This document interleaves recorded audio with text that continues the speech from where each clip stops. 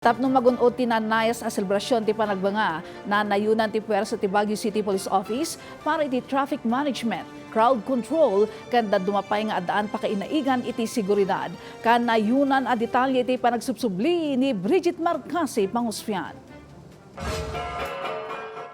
Nasurok 2,300 a pulis manipod Baguio City Police Office, Police Regional Office Cordillera ken volunteer groups ti manamnama nga agwanawan para iti peace and order, traffic management ken border control iti Panagbenga Festival. Sigun iti Baguio City Police Office, kang runaan na puntiryada a magunod, tinaulimag na nayas ken zero crime kabayatan dagiti aktibidad. Siyam a drones ti aramaten ti pulisya, sagay samot iti BFFFI, PMA ken CDRRMO para iti security monitoring iti Grand Street ken float parade. Itong mga drones po natin, it is interconnected with the Smart City Command Center. So that we have a better monitoring of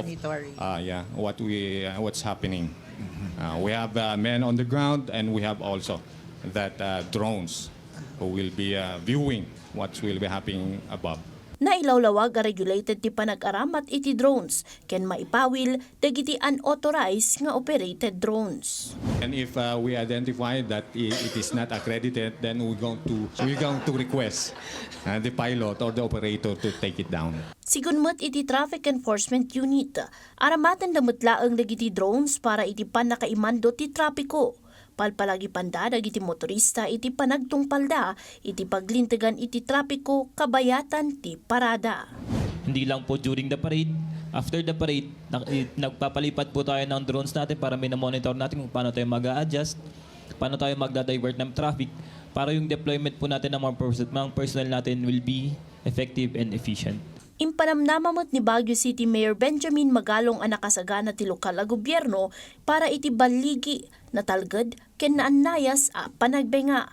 Sinuspindir metten ti Baguio LGU ti klase iti pribado ken para publiko a pagadalan inton February 28. We're doing our best together with the Baguio City Police Office and the Uniform Service to make sure that we have a safe and secured holding of the Panagbenga Festival. Bridget Marcasi Pangosfian para iti Pambansang TV.